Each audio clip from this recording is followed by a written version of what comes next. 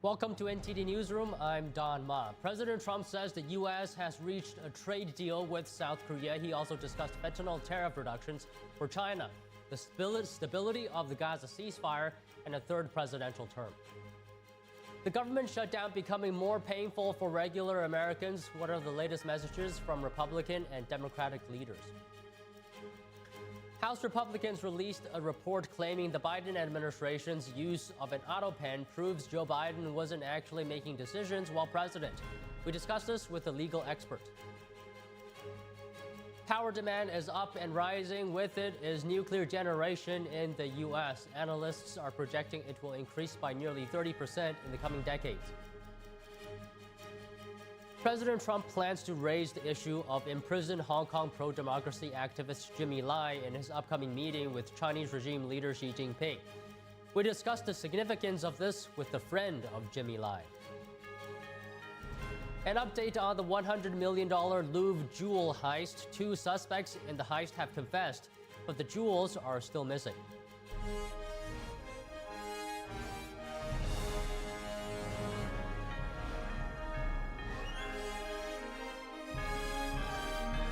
This is NTD Newsroom, live from our global headquarters in New York City.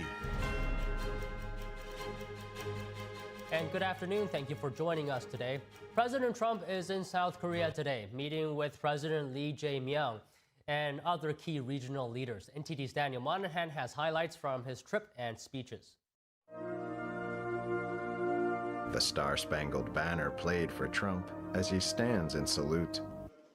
Trump was awarded South Korea's highest honor, the Grand Order of Mugunghwa. I can wear it right now. Thank you so much. And President Lee Jae-myung gifted Trump a Korean treasure, a Chunmachung gold crown. The Chunmachung gold crown symbolizes the divine connection between the authority of the heavens and sovereignty on earth. Trump joined a meeting with President Lee. There's a great love between our communities, between our people, between leadership, and we're all friends. I know you showed me a picture from a long time ago of you and I, and you're looking better now than you did then. That was quite a while ago, so you're doing something well. President Trump said he knows the Korean peninsula remains technically at war and vowed his administration will work to straighten things out. I know Kim Jong-un very well. We get along very well. We really weren't able to work out timing. We have President Xi is coming tomorrow, and that was something that obviously is very important to the world. But we'll have other visits, and we'll work very hard with Kim Jong-un and with everybody on getting things straightened out. At the APEC CEO Summit, Trump said America's success fuels prosperity across the Pacific. When America thrives, our partners thrive, and our alliances thrive. The president says his administration has rejected the old model of incompetent government that punished success and rewarded failure.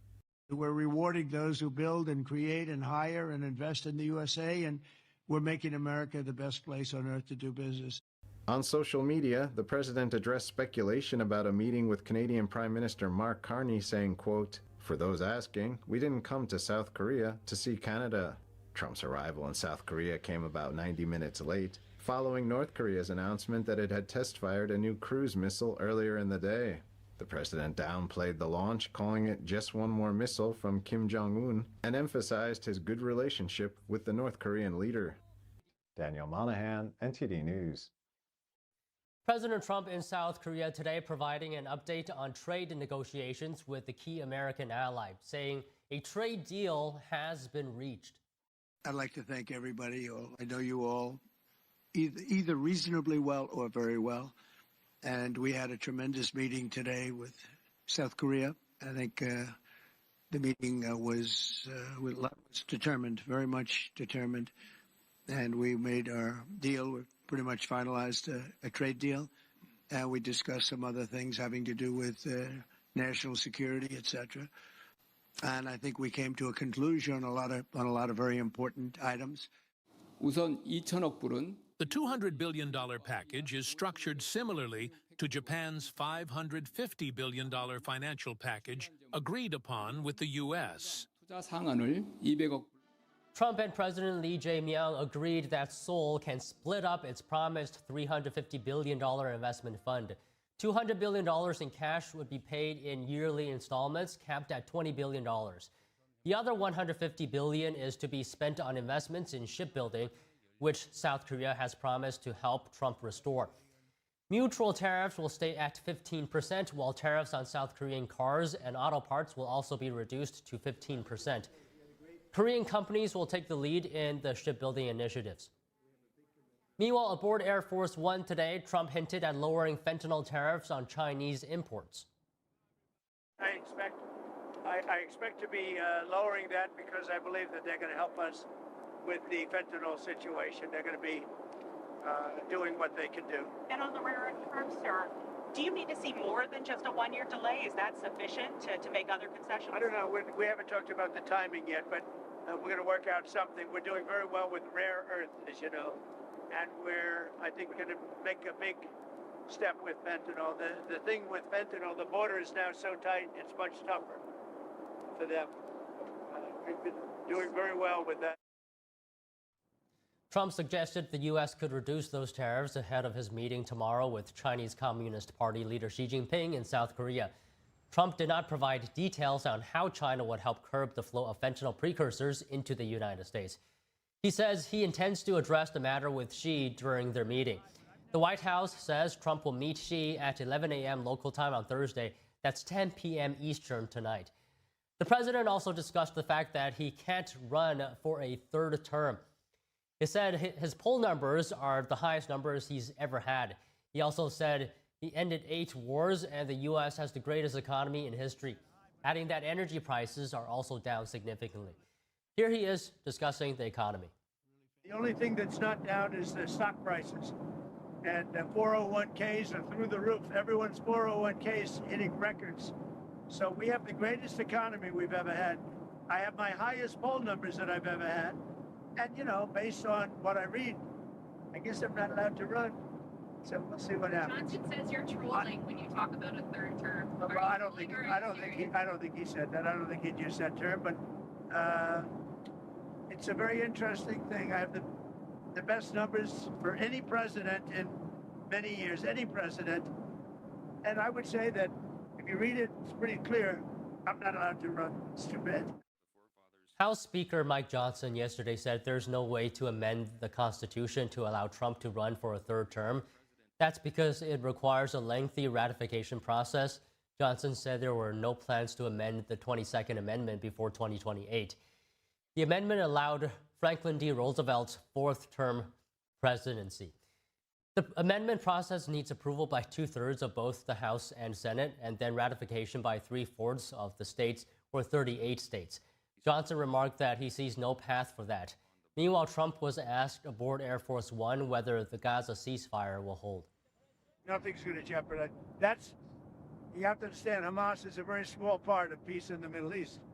And they have to behave.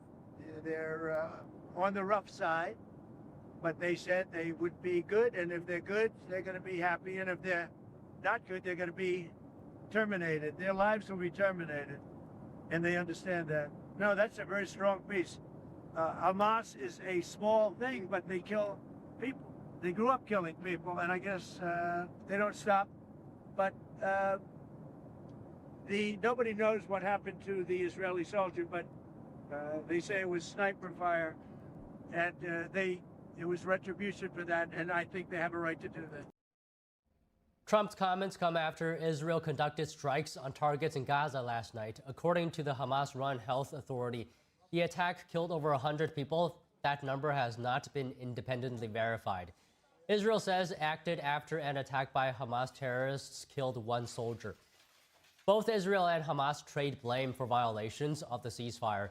The Israeli military announced it will continue to uphold the truce agreement, but respond firmly to any violation.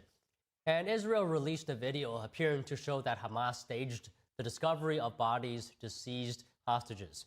According to Israel, Hamas planted the remains of an Israeli hostage at an excavation site before calling in a Red Cross team and pretending it had found a missing hostage.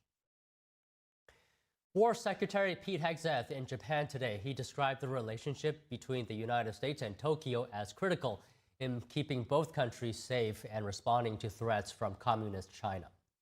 To strengthen the alliance, we need to continue building strong, lethal, combat-credible forces that are ready to deter war and, if necessary, fight to win.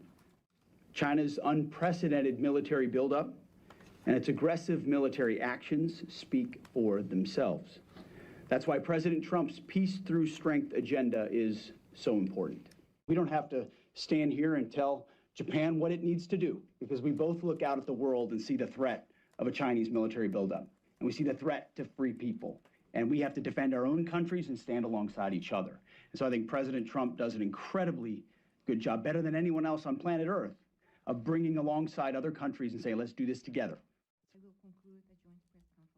Hegseth also called for an early implementation of Japan's plan to increase defense spending. Japan regards the security environment surrounding the country as the gravest since the end of World War II. That's partially because of China's military expansion and North Korea's missile and nuclear programs. Anti-CCP sentiment running high today in South Korea. Protesters gathered to oppose Chinese Communist Party leader Xi Jinping's visit there for the APEC summit. The protesters held signs, wore costumes, and waved flags reading "Lies and Deception Out" to voice their resistance to the Chinese regime. Meanwhile, China today said it absolutely will not rule out using force over Taiwan. Beijing is striking a much tougher tone than a series of articles in state media this week that pledged benign rule if the island comes over to Beijing. Here's the organizer of the rally against the CCP. South Korea seems to be working well now as a democratic country, but there are so many contradictions in a government that lacks legitimacy. It is never the will of the people that this government is acting pro-China. The people are still trying to promote friendship with Western world free countries. They want it. They don't want communism. A protester said the current Korean government should be blamed for the high tariff imposed on the country, as it has not shown belief and trust in the United States. Traders and investors on both sides of the Pacific hope the sit-down will ease months of trade tensions. House Republicans released a report claiming the Biden administration's use of an autopen shows Joe Biden wasn't actually making decisions while president. Joining us to discuss is Bobby Ann Cox, civil rights attorney, fellow at the Brownstone Institute, and legal analyst. So Bobby Ann, always great to see you. Good afternoon. There is precedent of using the autopen by past presidents. So in this case, Republicans allege former President Biden's mental decline was covered up. So some of his executive actions should be canceled out. So my question to you is, does a president's cognitive abilities factor into the legality of authorizing the autopen? Well, sure. Yes, it does. I mean, if you have somebody that's waning in their mental capacity and they're not really aware of what they're doing, and they're signing legal documents with the power and the force of the presidency of the United States, then obviously, yes, their mental capacity does come into question. Their mental capacity is an issue, and that's exactly what this investigation by this House committee was doing. They were looking into, in particular, President Biden's mental capacity and his use of the autopen, which is basically a machine that signs someone's signature, and whether or not he knew what was being signed by autopen, whether or not he authorized what was being signed by autopen. And this investigation was very detailed that the House Oversight Committee performed. They just issued their report yesterday, and basically it says that this was a huge problem. And they had multiple witnesses testified. I believe they had depositions, 47 hours worth of depositions that they went through in this investigation. So it was very detailed. But, they were interviewing people that were close to Biden during his presidency, who were working with him and for him in the White House. And a lot of that testimony is showing that there were instances where people did not even speak to President Biden before having the authority to use the autopen. And these were things that were, second and third hand conversations without the person actually talking to Biden to confirm that he was authorizing certain signatures by autopen. So yes, this is a big problem, and this certainly can lead to some legal challenges and ramifications hereafter. So those things detailed in the report, does that constitute as evidence? Can I ask you what kind of proof would be needed to show that an executive order was not personally approved by the president? Right. So, you do need to have some sort of evidence. If you don't have any sort of a paper trail at all, showing that the president authorized something to be signed and have his name affixed to a legal document, you don't have any emails, showing his authorization. You don't have any recorded phone conversations. You don't have any text messages showing that he authorized this, or even that it was discussed and he gave the approval. If you don't have any evidence to back up any of these things that were signed by autopen, that really opens the door to the question of, well, if he didn't authorize it, we can't prove that he authorized it. Who did authorize it? And these testimonies that were given during this oversight hearing committee investigation certainly could be used as evidence. I mean, when you give a deposition, you do have to, swear an oath that you will tell the truth and the whole truth. And so that can become evidence if this is going to turn into either an investigation by the Department of Justice or if legal action is going to be taken at some point down the road. Yes, for certain, they can use some of this testimony that was given during this investigation because, as I said, those people were testifying under oath. So use it as evidence to find out, what is the truth, what was going on, what did Biden know and not know, and see if there was something that was illegal going on, because you cannot affix the signature of the president to a legal document without having specific authorization from the president. That would be an illegal move and unconstitutional. Our Constitution is clear. Certain actions are taken by the president, not to be delegated to other people or other branches of the government. So it is a serious question, absolutely. So what would be the legal consequences if it is, in fact, found that these executive actions were unauthorized? Right. So, this means that if President Biden did not authorize the use of his signature by autopen on certain documents, whatever those documents are, whatever they say, would not actually have legal value. So, for example, it has been shown that Biden used the autopen, or someone perhaps used the autopen to sign his name to things like pardons and things like laws, bills that then became law once he signed his name, or the autopen signed his name. And also just regular executive actions. I mean, if you think about it, there are a lot of things that the president does and has the power to do. For example, appointing federal judges. Only the president can appoint federal judges, and those are lifelong appointments. And that's at all the levels of federal court, right? So you've got the trial court level, you've got the appellate court level, and then you've got the Supreme Court level. Those are positions that are appointed by Biden, in this instance, by the President of the United States.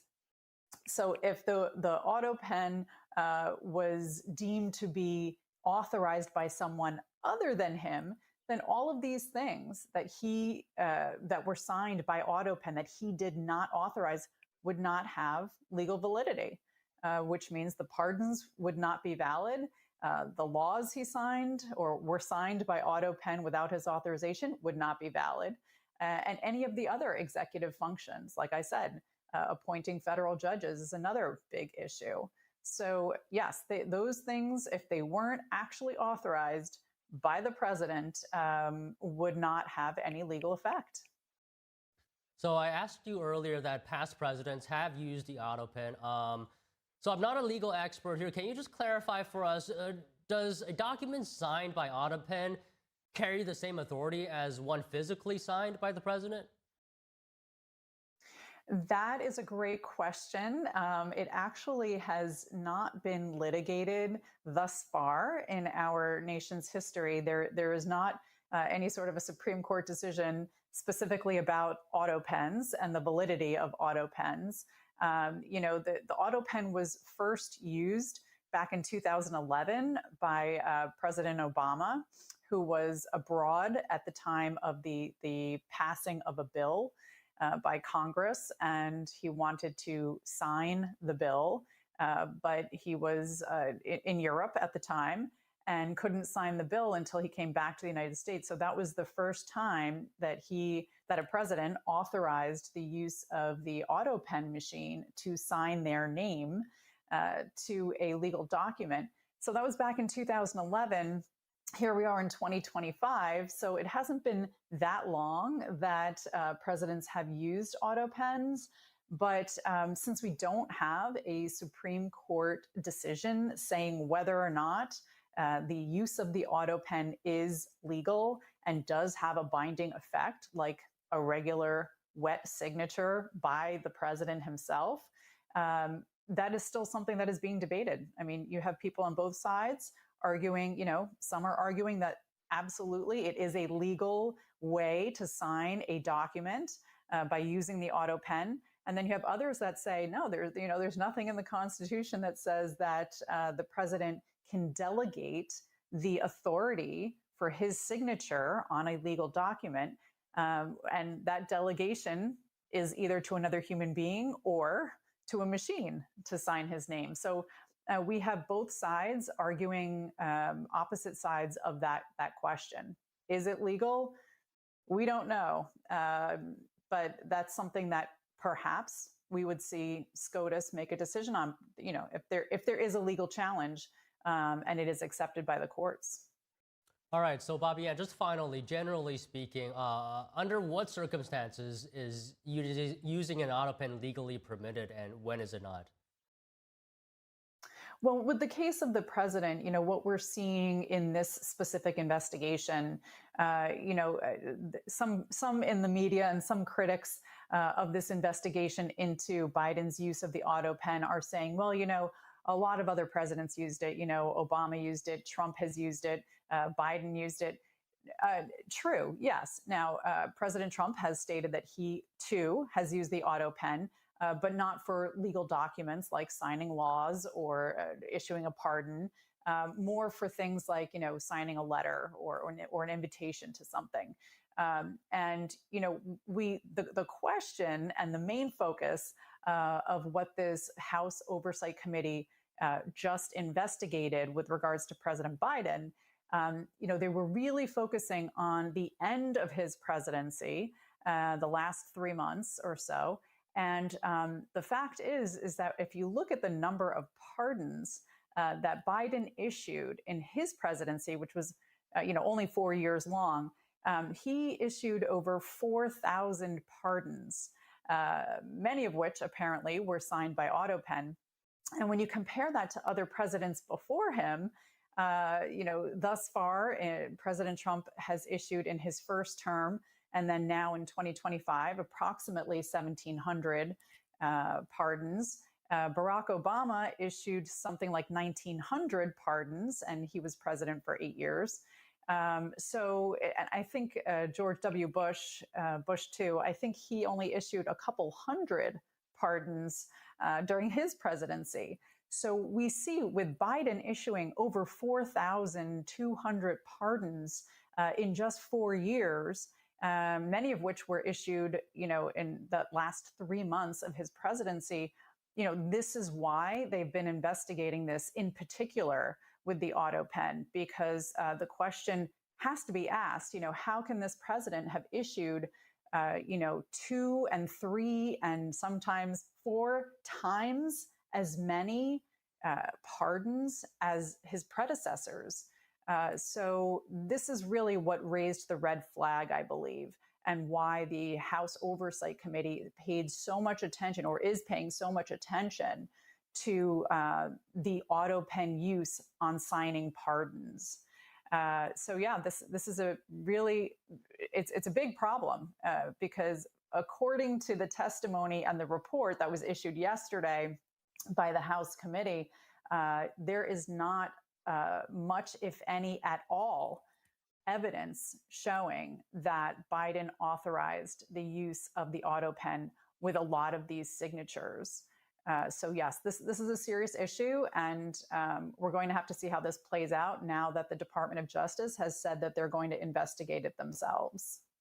Yeah, we'll follow this closely, but imagine signing over 4,000 documents. That's a lot of signatures. Well, Bobby, Ann, thank you for coming on to talk to us about this today. Yes, thank you for having me. Have a great day. You as well. The government shutdown becoming more painful for regular Americans. What are the latest messages from Republican and Democratic leaders? Stay tuned.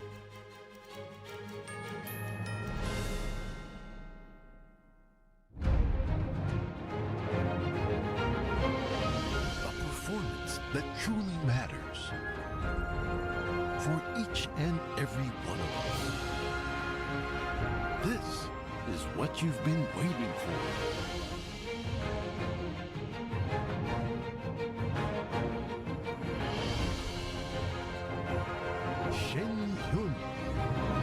Get tickets now at shenyun.com.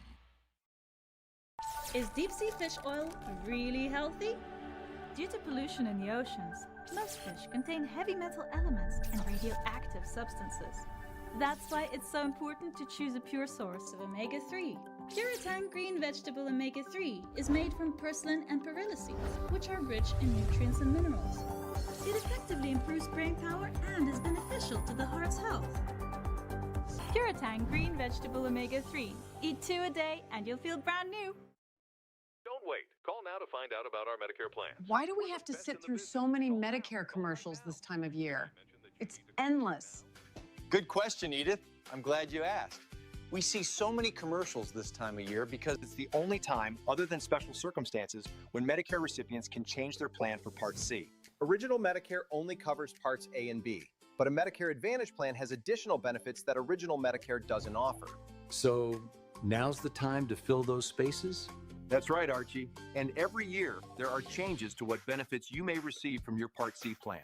Call right now to find out what plan best suits your needs. It's easy, easy, don't delay. Pick up the phone and call today. Call now for your free Medicare review. 1-833-469-1754. 1-833-469-1754. You may now return to your regularly scheduled programming. I trod on my glasses yesterday, and I had to pay up front for a new pair that I can't even pick up for another 10 days. So I looked for another way, and I found Select Specs. I ordered online. My new glasses just arrived this morning, and I can pay over the next few weeks. This is the way to buy glasses. See now, pay later with Select Specs. Next day delivery and deferred payment options. Only at selectspecs.com. Come to Mathis Home today and save with Black Friday deals all over the store. They have the largest selection of bedrooms in the styles you like at the prices you'll love. This metal bed with a matte black finish is a classic with a modern flair. Black Friday priced at just $2.99. Check out this upholstered bed covered in an ultra plush fabric. It's a hot buy at just $2.99. They're all in stock now, so you can get fast delivery absolutely free. For style and value, shop the Black Friday deals at your furniture superstore, Mathis Home.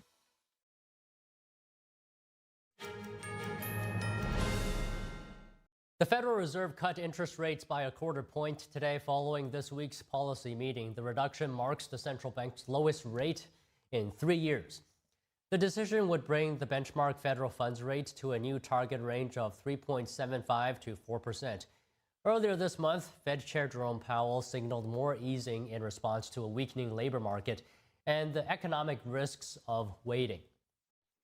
Last week, the Bureau of Labor Statistics reported that annual inflation for consumer prices had inched up to 3% in September. The Fed's current inflation target is 2%.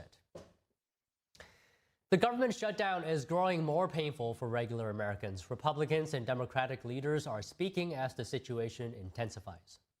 You will note that more air traffic controllers and TSA agents and park rangers are about to go without a paycheck. You've got families and children that rely upon SNAP benefits that are going to go hungry here at the end of the week. You've got more critical workers, by the way, including the people who are the stewards of our nuclear defense arsenal, who are forced to stay at home as the government remains closed. This Friday, as window shopping occurs, window shopping starts today, tens of millions of American families are going to gather around the kitchen table and say, what are we going to do? We can't afford an extra $10,000 or $20,000 a year. But we can't go without health care. What if our kid or our partner gets sick and there's no doctor? Or what if we have to cut back so badly on our health care that we have to go to a doctor 100 miles away or a hospital 200 miles away? What are we going to do? The Republican leadership thanked essential workers who are still on the job without pay. They pointed out that the largest union of federal workers, as well as the National Association of Air Traffic Controllers, have come out this week urging Democrats to pass their short-term funding bill. Meanwhile, Democratic leadership accused Republicans of refusing affordable health care for Americans. They said Republicans, including President Trump, should come to the negotiating table on health care. Federal Reserve Chair Jerome Powell is holding a news conference right now after announcing the Fed's policy decision. Let's take a look. Although some important federal government data have been delayed due to the shutdown, the public and private sector data that have remained available suggests that the outlook for employment and inflation has not changed much since our meeting in September. Conditions in the labor market appear to be gradually cooling, and inflation remains somewhat elevated. In support of our goals and in light of the balance of risks to employment and inflation, today the Federal Open Market Committee decided to lower our policy interest rate by 1/4 percentage point. We also decided to conclude the reduction of our aggregate securities holdings as of December 1. I will have more to say about monetary policy after briefly reviewing economic developments. Available indicators suggest that economic activity has been expanding at a moderate pace. GDP rose at a 1.6% pace in the first half of the year, down from 2.4% last year. Data available prior to the shutdown show that growth in economic activity may be on a somewhat firmer trajectory than expected, primarily reflecting stronger consumer spending. Business investment in equipment and intangibles has continued to expand, while activity in the housing sector remains weak. The shutdown of the federal government will weigh on economic activity while it persists, but these effects should reverse after the shutdown ends. In the labor market, the unemployment rate remained relatively low through August. Job gains have slowed significantly since earlier in the year. A good part of the slowing likely reflects a decline in the growth of the labor force due to lower immigration and labor force participation, though labor demand has clearly softened as well. Although official employment data for September are delayed, available evidence suggests that both layoffs and hiring remain low, and that both households' perceptions of job availability and firms' perceptions of hiring difficulty continue to decline. In this less dynamic and somewhat softer labor market, the downside risks to employment appear to have risen in recent months. Inflation has eased significantly from its highs in mid-2022, but remains somewhat elevated relative to our 2% longer-run goal. Estimates based on the Consumer Price Index suggest that total PCE prices rose 2.8% over the 12 months ending in September, and that, excluding the volatile food and energy categories, core PCE prices rose 2.8% as well. These readings are higher than earlier in the year as inflation for goods has picked up.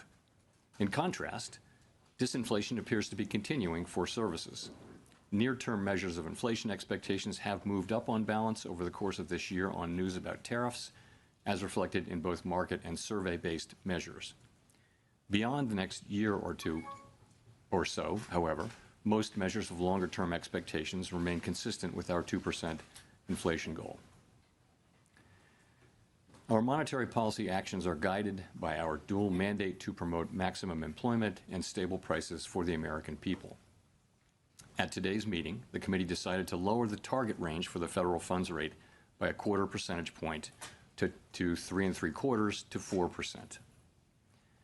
Higher tariffs are pushing up prices in some categories of goods, resulting in higher overall inflation. A reasonable base case is that the effects on inflation will be relatively short-lived, a one-time shift in the price level. But it is also possible that the inflationary effects could instead be more persistent, and that is a risk to be assessed and managed. Our obligation is to ensure that a one-time increase in the price level does not become an ongoing inflation problem. In the near term, risks to inflation are tilted to the upside and risks to employment to the downside, a challenging situation. There is no risk-free path for policy as we navigate this tension between our employment and inflation goals. Our framework calls for us to take a balanced approach in promoting both sides of our dual mandate. With downside risks to employment having increased in recent months, the balance of risks has shifted. Accordingly, we judged it appropriate at this meeting to take another step toward a more neutral policy stance. With today's decision, we remain well positioned to respond in a timely way to potential economic developments. We will continue to determine the appropriate stance of monetary policy based on the incoming data, the evolving outlook, and the balance of risks. We continue to face two-sided risks. In the committee's discussions at this meeting, there were strongly differing views about how to proceed in December. A further reduction in the policy rate at the December meeting is not a foregone conclusion. Far from it. Policy is not on a preset course.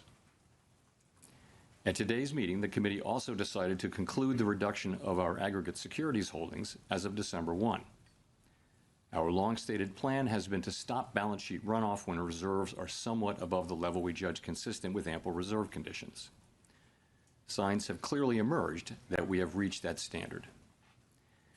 In money markets, repo rates have moved up relative to our administered rates, and we have seen more notable pressures on selected dates, along with more use of our standing repo facility.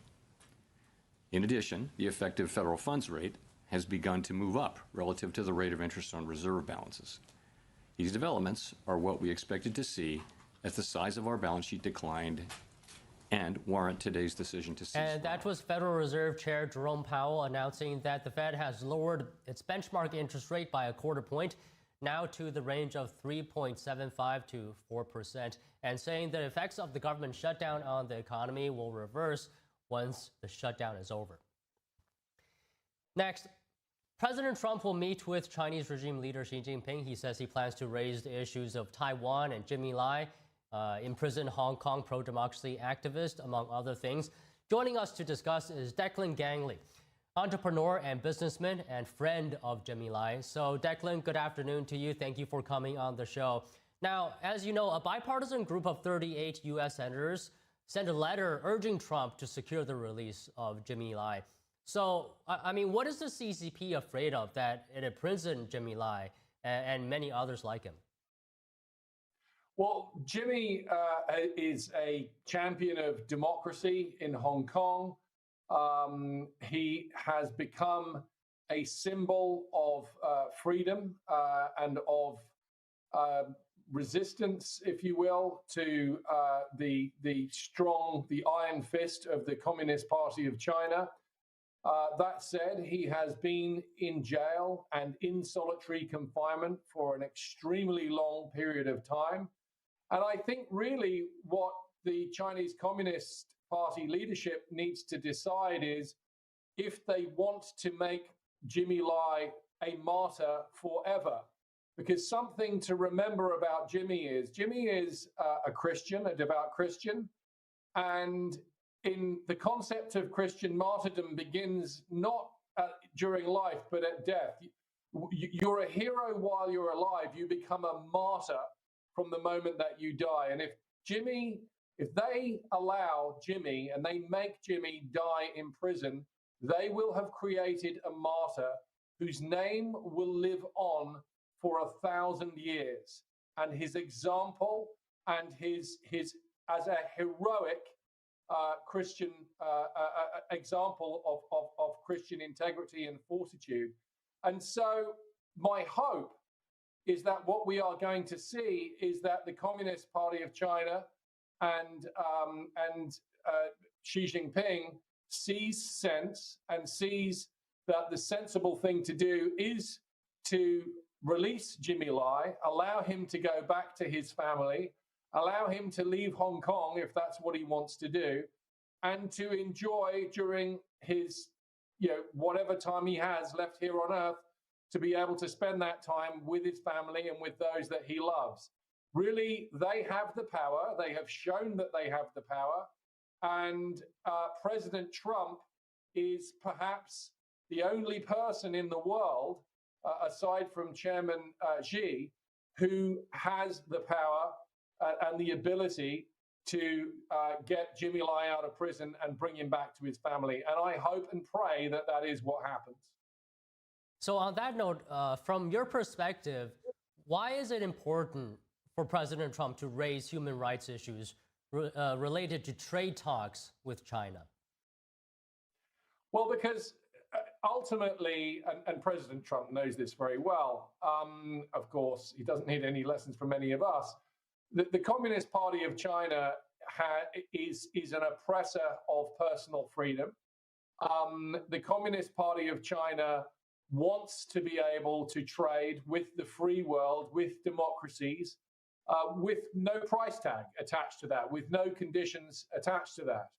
And of course, democracies throughout the world, there are conditions to be able to engage with trade, with free trade, and we passionately believe in free trade. That Western democracies do believe in free trade, but it's not at any price and under any circumstances. And that's something that President Trump has made clear, both with his tariff policy with respect to China. And I expect, and I don't know this, but I expect that a gesture like the release of Jimmy Lai can only help contribute to a more favorable and conducive environment to being able to engage in the types of business and trade that a place like China wants to do. I don't know that, but it certainly can't hurt. It can only help. Do you think the CCP is capable of fundamentally changing its behavior? Personally, no. But I'm not I'm a businessman. I'm an entrepreneur. I have purposefully never done business in China, and that option was open to me for the last few decades, and I've never done it because I had dealings many, many years ago, up until the year 1997, and in fact 2000, in the former Soviet Union, and I saw firsthand what the consequences are of Communist Party dictatorship and leadership, and I have a very firm view of what to expect from Communist Party cadres. I'm always willing to be proven wrong and be confounded, and releasing Jimmy Lai would be one of those things that would somewhat confound me, but it hasn't happened yet. And if Communist Party of China wants the world to take a different view or look at it in a different way, then it certainly needs to change the way that it's doing things, including locking up political prisoners like Jimmy Lai. So, Declan, as we mentioned earlier, you are friends with Jimmy Lai. So I want to ask you this. What did he mean when he said previously that he was ready to go to prison for his beliefs? What are those beliefs? And tell us what kind of person he is. To understand Jimmy Lai, and look, many of your viewers may not understand this, and I get that, but to understand Jimmy Lai, there's been a very good book written about him, by the way, but you have to understand Catholicism. And the concept of Catholic martyrdom and the path to sainthood, because Jimmy has, in the Christian Catholic concept, he has taken up his cross, and he is making a sacrifice and taking on a massive burden for it, in the interest of setting an example of Christian virtue, Christian heroic virtue. And the examples that Jimmy will be drawing upon will be saints like St. Thomas More, who stood up to then King Henry VIII in England many centuries ago and defied the king and was executed for it. He went to the Tower of London and he was beheaded for standing up for what he saw as being the truth and something that was worth going to the scaffold for or dying for. So this example of self-sacrifice, of in the Christian concept of taking up your cross and willingly enter into suffering in order to create an example of virtue, of heroic virtue, that is what Jimmy is doing. And the examples that he looks to are the saints of the Christian church, of the Catholic church, who for centuries have made these kind of sacrifices in order to become and give examples of human virtue and freedom. If Jimmy Lai becomes a martyr, of course, none of us are hoping for that. We're all hoping that he gets released from prison. But if it does happen, how much do you think that's going to influence people to mobilize, to come together? Because recently we've seen the passing of Charlie Kirk in the United States. It has led to his movement becoming much bigger than when he was alive. But do you see that happening within the context of the CCP and Hong Kong? I do. And Jimmy, if they turn him into a martyr, he will be much bigger as a martyr and even bigger as a martyr than he is today. And it will not be something that will last for a year or 2 years or 5 years. It will last for centuries. He will build what is called, in the Christian concept, a cultus, and that is a following of people who will look to him and the example that he set of heroic Christian virtue. And he will be somebody that will be remembered. I just referenced to you St. Thomas More. Thomas More was the Chancellor of England. He was the equivalent of what we today would call the Prime Minister. He was the first minister of the king. And yet, for Christian reasons, he defied the king. And we are still talking about him today. And he went to the Tower of London and to his execution before or during the Reformation in England, which is centuries and centuries ago. They're still talking about him today. Declan, is it possible for Washington to pursue economic interests with Beijing while still holding China accountable for its human rights violations? Look, this is above my pay grade. It's a very, very fine line to walk.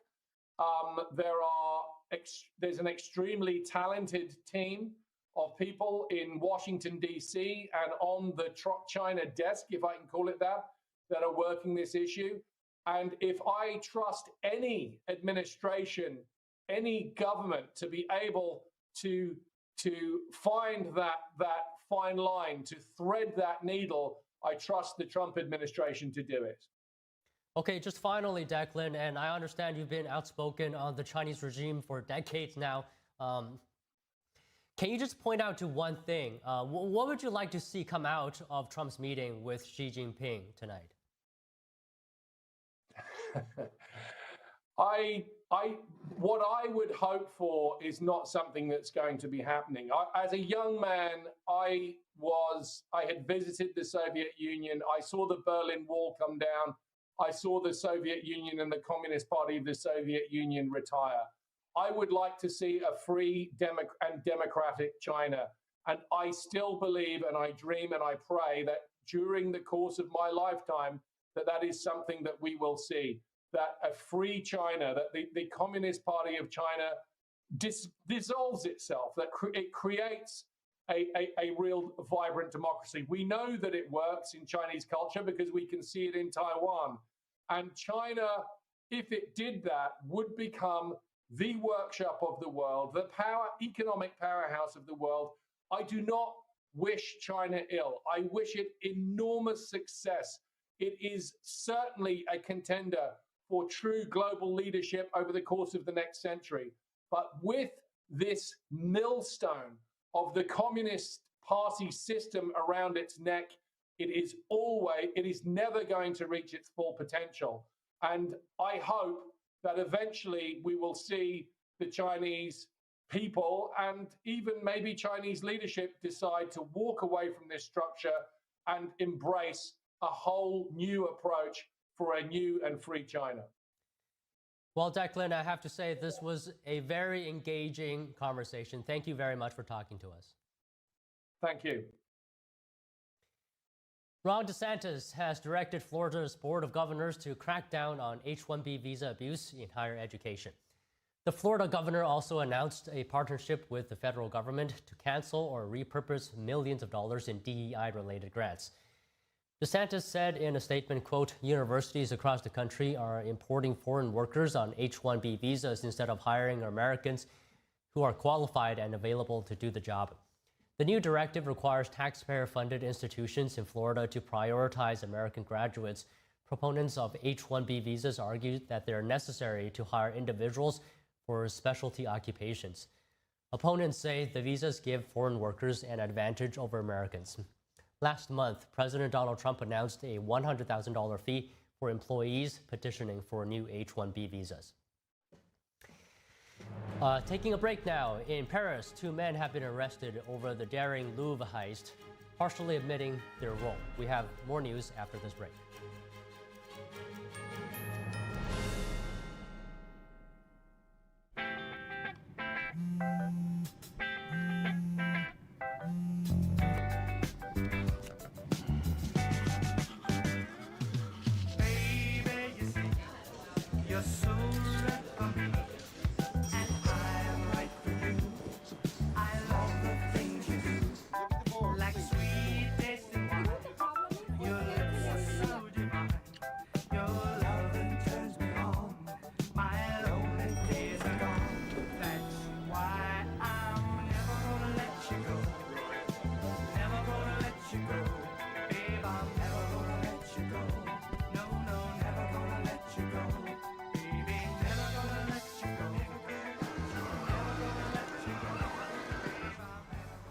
Here you go. Thank you. Thank you.